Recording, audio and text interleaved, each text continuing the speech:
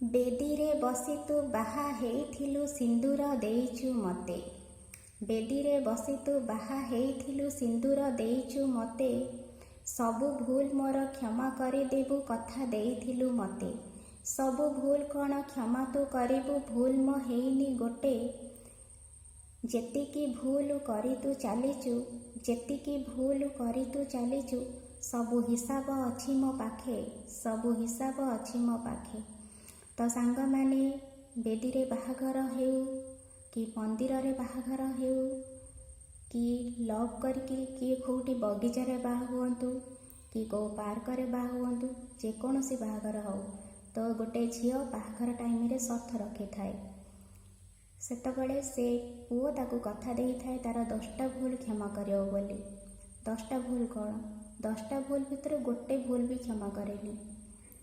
କାହିଁକି ନା ଗୋଟେ ନାରୀ ଯେତେବେଳେ ଭୁଲ କରେ ତ ତାକୁ ସମସ୍ତେ ଆଙ୍ଗୁଳି ଦେଖେଇ କଥା କୁହନ୍ତି। ଗୋଟେ ପୁଅ ଯେତେବେଳେ ଗୋଟେ କ'ଣ 1000 ଭୁଲ କରେ ତାକୁ କେହି ବି କିଛି କୁହନ୍ତିନି। ତାର ସ୍ତ୍ରୀ ତାକୁ କ୍ଷମା କରିଦିଏ।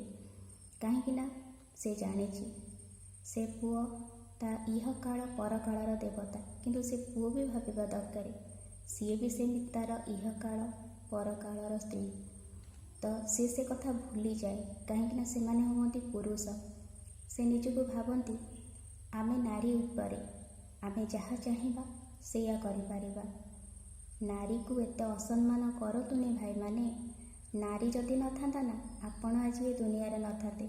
ଗୋଟେ ନାରୀ ଠାରୁ ଏ ସଂସାରକୁ ଦେଖିଛନ୍ତି, ସେ ନାରୀକୁ ପୁଣି ହତାଧାର କରୁଛନ୍ତି। ନାରୀକୁ ଆପଣ ପାଦ ତଳର ଜୋତା ଭାବୁଛନ୍ତି। ସବୁ ଭାଇମାନେ ଏମିତି ନୁହଁ, ବହୁତ ଭାଇ ଅଛନ୍ତି ନାରୀମାନଙ୍କୁ ସମ୍ମାନ କରନ୍ତି। କିଛି କିଛି ଭାଇମାନେ ଅଛନ୍ତି। ତ ଆପଣଙ୍କ ସ୍ତ୍ରୀ ଆପଣଙ୍କ ପାଇଁ ବହୁତ ଜରୁରୀ। ଆପଣ ଯେତେବେଳେ ବାହାରେ କାମ କରୁଛନ୍ତି ଆପଣଙ୍କ ଫ୍ୟାମିଲିର ଦାୟିତ୍ୱ କିଏ ନେଉଛନ୍ତି? ଆପଣଙ୍କ ସ୍ତ୍ରୀମାନେ ନେଉଛନ୍ତି।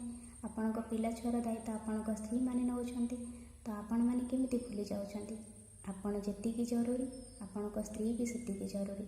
ତ ସାଙ୍ଗମାନେ, ଆପଣ କୁହନ୍ତୁ କିଏ କଥା ଦେଇ କଥା ରଖିଲେ, କିଏ କଥା ଦେଇ କଥା ଭୁଲିଗଲେ। Thank you. ମୋର ଯଦି ଏ ସାୟରୀ ଆପଣଙ୍କୁ ଭଲ ଲାଗିଥାଏ, ମୋ କଥା ଭଲ ଲାଗିଥାଏ, ମୋତେ ମତାମତରେ ଜଣାଇବେ, କମେଣ୍ଟରେ ଲେଖିବେ। Thank you.